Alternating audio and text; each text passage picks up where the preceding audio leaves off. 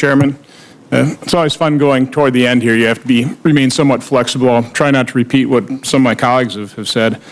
First of all, I am sympathetic with your predicament, Mr. Chairman. I know you actually do understand the problem, and I know you've worked hard, and I've appreciated a number of the hearings that have been educational. I mean, let's face it, this is a political process here. It's our obligation to inform, to persuade, I think to win the argument. But I think the American people also deserve a choice. And they can't make that choice if one side refuses to put their plan on the table. If one side simply refuses to vote for what they're for. If one side simply refuses to pass anything. I've listened to a number of words that I've heard, and I kind of want to react to them. First one was responsibility. I know when I was elected, I told the voters of Wisconsin, it's an awesome responsibility. It's one I take very seriously.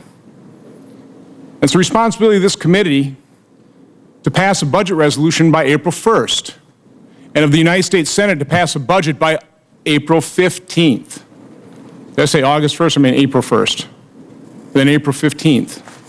That's a responsibility. We should take it seriously.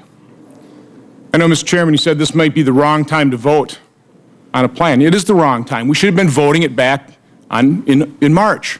That's what the House did. 2 years in a row now, the House has met its responsibility. They subjected themselves to be accountable to the American people. We refuse to do that here in the Senate. And Senator Warner mentioned the word embarrassment. We should be embarrassed. The American people deserve far better. We need to provide some leadership in this country. Americans hunger for leadership, and is getting none.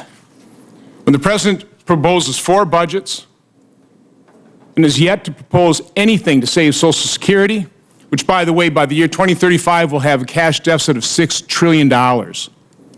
No proposal to save Medicare.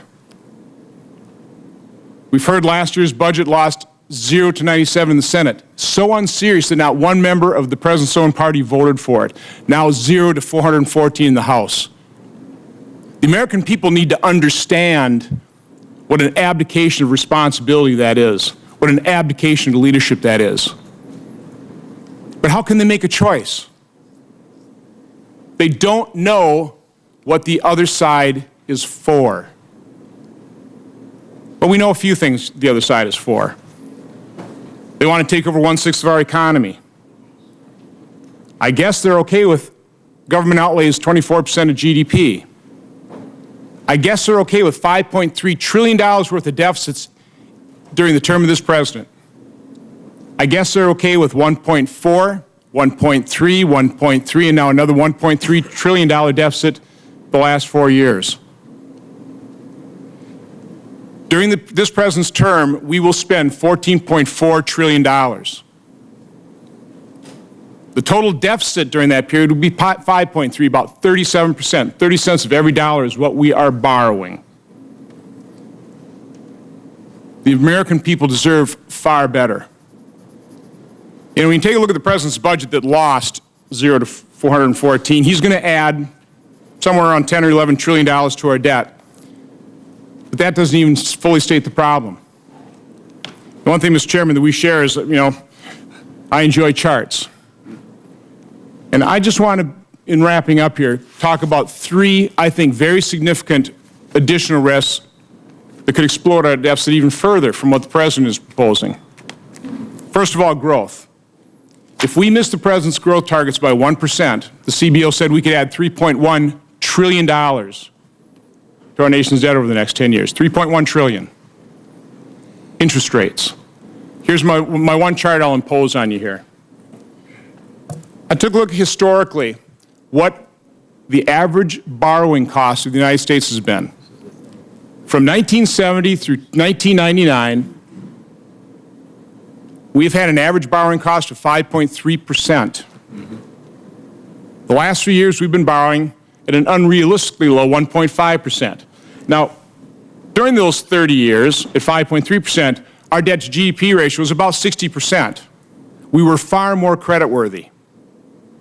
Now our debt to GDP ratio is over 100%. That's about a 4% gap from historic. 4 percentage points would be $600 billion a year. It'd be 60% of discretionary spending. That's a significant risk. And of course, a few weeks ago, we debated the health care law in the Supreme Court. Let's hope that's overturned, because that represents a significant deficit risk that nobody's acknowledging. If you take a look at real spending, not just the 6 years from the first 10-year budget window, but once Obamacare actually kicks in, starting in 2016, over the next 10 years, we will spend $2.4 trillion on that program. Now, it was going to be paid for with roughly $500 billion worth of taxes, fees, and penalties, and $500 billion worth of Medicare cuts. Now, we haven't enacted the SGR fix of $208 billion because we realize that will reduce access. What makes anybody believe will reduce Medicare by $520 billion? Move it forward 10 years.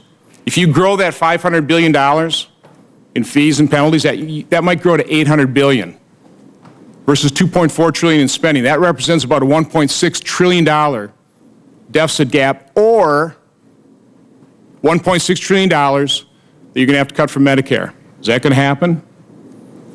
And I'm not even mentioning, I guess I am now, the cost when tens of millions of employers will drop tens of millions of individuals from their employer-sponsored care, make them eligible for huge subsidies in the exchanges. What's that going to cost? So now we've got some very significant problems in this country, and Mr. Chairman, I certainly appreciate your opening presentation laying out the case, but it doesn't even scratch the surface. We have far even greater risks, and again, we have one side in Washington that refuses to take a vote, refuses to tell the American people what their solution is. Until that side does that, until this president leads, or until we have a president that is willing to lead, we're not going to fix this problem. Thank you, Mr. Chairman. I thank the Senator. Senator Coons